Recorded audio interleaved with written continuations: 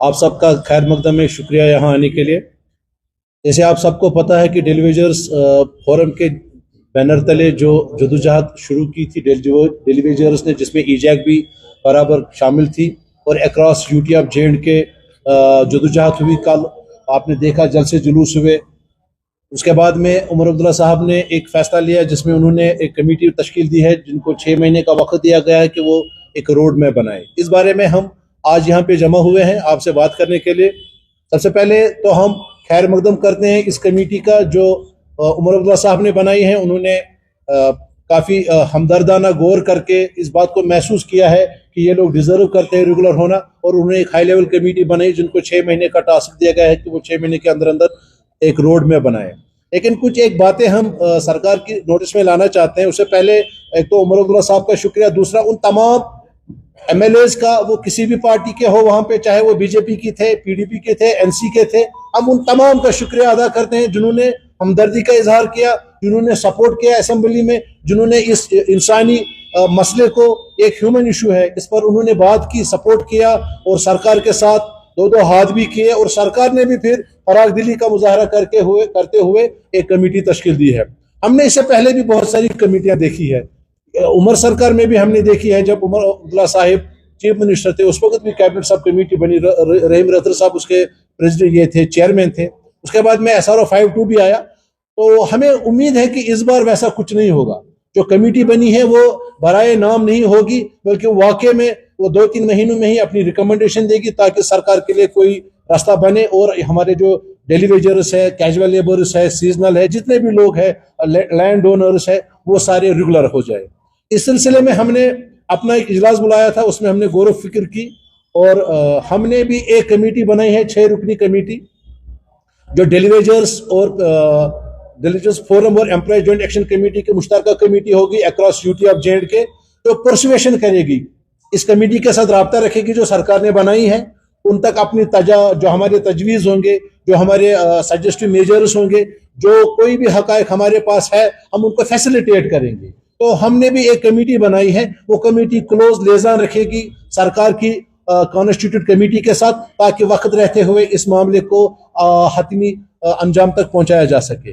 और वो कमेटी एक फैसिलिटेटर का काम करेगी जो कमेटी सरकार ने बनाई है। और हम इसमें उमर अब्दुल्ला साहब से मुतालबा करते हैं, जैसे कि हमने जब उनसे मुलाकात की, मैंने उनसे एज ए ईजैक प्रेसिडेंट जब मुलाकात की, मैंने उस वक्त भी उनको कहा था कि हमें उसमें रिप्रेजेंटेशन दी जाए जो कमेटी बनी है। तो मैं चाहता हूं कि ये committee employ joint action committee और यूनाइटेड जो डेलीवेजर्स फोरम है, इसकी जॉइंट कमेटी को वहां पे रिप्रेजेंटेशन दे, ताकि एक यूनानिमस डिसीजन हो। ऐसा ना हो कि कल कमेटी कुछ ऐसा कुछ लेकर आए जो हमें काबिल कबूल ना हो। हम इंसाफ चाहते हैं, हम कुछ ऐसी चीज नहीं मांगते हैं जो आउट ऑफ बॉक्स हो। हम ये चाहते हैं कि जिन्होंने 20-25 साल से अपनी जवानी सरकारी महकमे में लगाई है, मुख्तलिफ डिपार्टमेंटों में सरकार की खदमत की है, अवाम की खदमत की है, आज अगर आप उनके लिए कमेटी बना रहे हैं, वो कमेटी ऐसी चीज लेकर आए जो सबको काबिल कबूल हो, कल कोई एतराज ना हो। इस वजह से हम चाहते हैं कि जो हमने कमेटी बनाई है वो कमेटी को उसमें रिप्रेजेंटेशन दी जाए।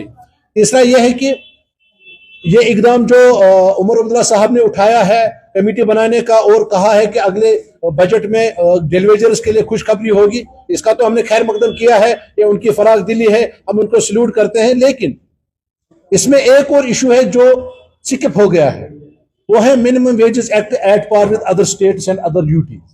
अभी भी मजदूर 311 रुपए लेता है।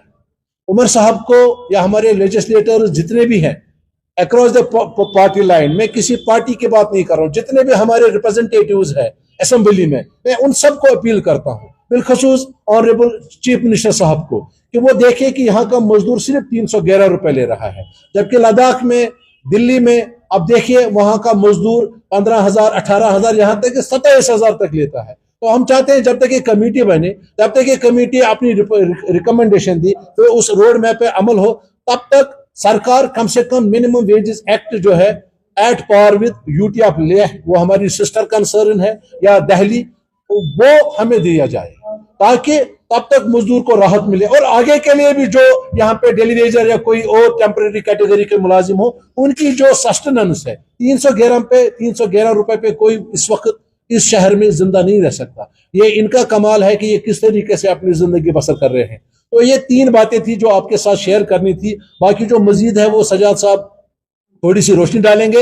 एक तो हमने ये वेलकम किया है उमर अब्दुल्ला साहब का, उनका शुक्रिया अदा करते हैं और उम्मीद करते हैं जो कमेटी बनी है ये दयानतदारी से, ईमानदारी से, ट्रांसपेरेंसी रखते हुए एक तो हमें नुमाइंदगी देगी और दूसरा इनके हक में रोड मैप जल्द से जल्द बनाएगी। तीसरा कि minimum wages act at par with law हमें यहाँ पे दिया जाए।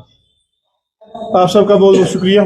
आपने हमेशा हमारी वकालत की है यहाँ की अरबाबी इक़्तिदार तक बात पहुँचाने के लिए और यहाँ की आवाम तक। इसके साथ ही मैं अपने तमाम दोस्तों का, अपने वर्कर्स का, अपनी एम्प्लॉय जॉइंट एक्शन कमेटी की क़यादत का, यहाँ के मेंबरान असम्बलियों का, चाहे वो हिज़्ब इक़्तिदार से है, हिज़्ब इख्तिलाफ से, और ख़ासकर यहाँ की सरकार का, वज़ीर आला साहब का, काउंसिल ऑफ मिनिस्टर्स का तहे दिल से शुक्रिया अदा करना चाहता हूँ कि उन्होंने डेली वेजर्स के दुख दर्द को समझा, इनके चीख पुकार को सुना और एक कमेटी तश्कील दी गई। हम इस कमेटी का खैर मकदम करते हैं। हमें उम्मीद थी कि इस बजट सेशन के दौरान डेली वेजर्स, कैजुअल लेबर्स के हवाले से, उनकी रेगुलराइजेशन के हवाले से, उनके मिनिमम वेज एक्ट के हवाले से ऐलान होगा। बहरहाल बजट सेशन में इस चीज का कोई ऐलान नहीं किया गया, कोई प्रोविजन रखा नहीं गया।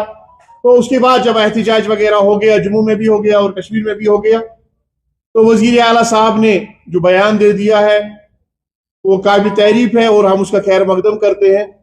ये चौथी कमेटी बनाई गई है। इससे पहले एनसी कांग्रेस की सरकार में कैबिनेट सब कमेटी बनाई गई थी, उसके बाद NN वोरा साहब ने हाई लेवल कमेटी बनाई थी और उसके बाद PDP BJP की सरकार में आधार बायोमेट्रिक कमेटी बनाई गई और आज की सरकार ने एक बार फिर एक कमेटी का कयाम अमल में लाया। हम चाहते हैं कि ये कमेटी जो बनी है वो डेली वेजर्स, कैजुअल लेबर्स के हवाले से जो पॉलिसी फ्रेम करेगी उसमें ज्यादा कुछ नहीं करना है। सरकार के पास डाटा अवेलेबल है, सरकार के पास कैबिनेट सब कमेटी का डॉक्यूमेंट अवेलेबल है, सरकार के पास आधार बायोमेट्रिक कमेटी का रिपोर्ट